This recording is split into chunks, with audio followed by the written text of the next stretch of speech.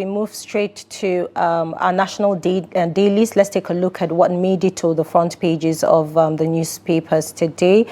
We'll kickstart with Daily Trust, and the bolder headline states, electricity supply worsens despite high tariffs.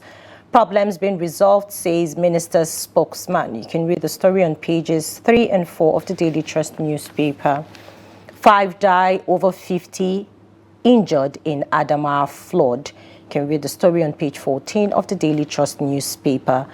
Python, other animals found in ex-AGF's home evacuated to Kano Zoo. You can read the story on page 14 of the Daily Trust newspaper. World Hepatitis Day, patients decry funding challenge, job losses. You can read the story on page 7 of the Daily Trust newspaper, and just below the bolder headline, we have bandits killed many captives in Zamfara, says survivors. You can read the story on page 10 of the Daily Trust newspaper. And then we have Tinubu host Super Falcons today after trophy parade. You can read the story on page 71 of the Daily Trust newspaper. And then also we have Niger boat mishap, 15 bodies recovered, 3 missing. You can read the story on page 6 of the Daily Trust newspaper. And then we have Constitution Review, Northwest demands 8 additional states. You can read that story on page 15 of the Daily Trust newspaper. Do well to get yourself a copy of the Daily Trust newspaper, and joining me to review some of the headlines on the pages of today's newspaper is Ben Shamang, former Director News, Voice of Nigeria. Good morning. Thank you for joining us this morning. Thank you for having me, and good morning. Good morning. So quickly, let's jump into the bolder headlines on the Daily Trust. Electricity supply worsens despite high tariffs. I mean, the tariffs are, high these days, and a lot of Nigerians are complaining. And there's no much electricity supply. What are your thoughts on that? Upon that, you can see that the president is even saying that government or consumers like you and I still owe these generating companies some bills in trillions of naira. Without supplying any electricity, we are paying for emptiness. At the point you hear that water level is too high, therefore it affects generating of electricity. At the point it is too low, so they will always never lack complaints. At the point you also hear even transmission is not enough. At the point they say metering is the issue. Also, we are just in one chance, if I put it this way, and I think that there's a limit as to how government will continue to sell what they call public utilities. They want to sell refineries now, as we are hearing, and that isn't good at all.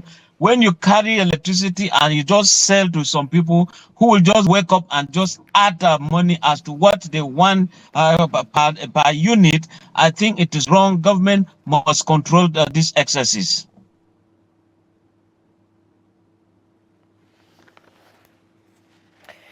Okay, let's look at those headlines. Bandits killed many captives in Zamfara, says survivors. It's a rather sad one, and it's so sad that we keep seeing this, bandits killing, most especially in Zamfara state. What are your thoughts on that? Honestly, I think that these bandits have also chosen those you call the soft targets. You go to villages where people are not safe. You go to villages where you don't have security presence or government presence, and they just become vulnerable. You just attack them for attacking sake, just to collect money. But again, government should look at it. Why is it that there are these hard-to-reach terrains? You cannot have some feeder roads. When some communities are calling for security to intervene and save them, the roads are bad, immotorable. And so it has to also involve government, just like the security people have to be very up and doing. And the people too, you also have to help yourselves. But in helping yourselves, it's a pity that government will say, no, don't just surrender your life to them, revenge or attack or protect yourself. These are people who are armed with AK-47 and above. But when it comes to the rural people, all they have are a bow and arrow, then guns and all that stuff.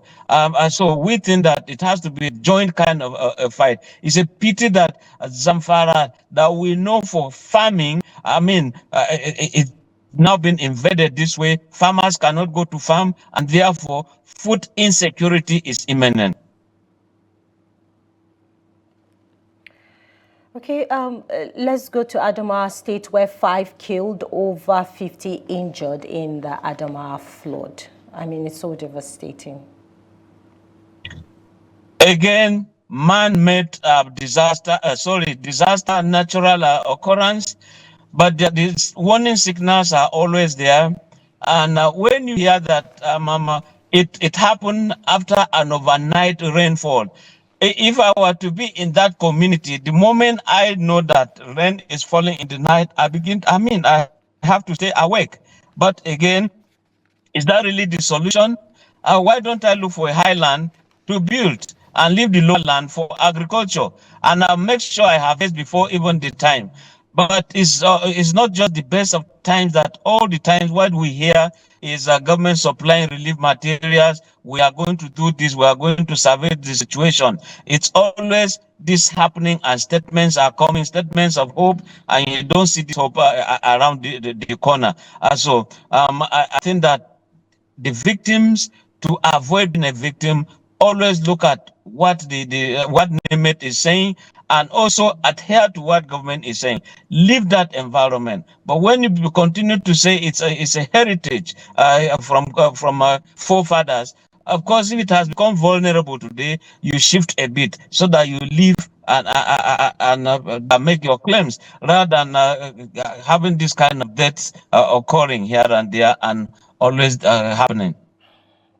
Okay, let's look at the boat mishap that occurred on Saturday in Zumba Shiruru local government area of Niger State, where 15 bodies recovered and 3 missing. What are your thoughts on that? It is the usual thing. Shororo again, Niger State again, as if we shouldn't come out of this. When you have people overstretching the boats, old boats, you also overcrowded. I mean, sometimes in the night, you just see that we are calling for this kind of disaster. And why is it that we don't just have safety kits? Nobody has pullovers that will ensure that even when there is a mishap, some people will survive. So we call on NIWA, National Inland Waterways, to ensure that there is safety. Why is it that some life jackets are not being supplied? We ought to see that this is done to save lives. The Niger State government, is not time for every time you just condemn it and begin to say you sanction people. No, sanction them and let us see. Deploy people to ensure that there is safety before any boat can take off.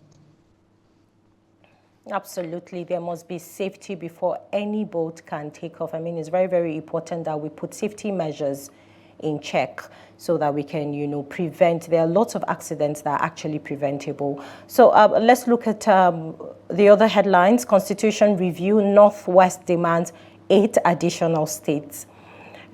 What are your thoughts on this?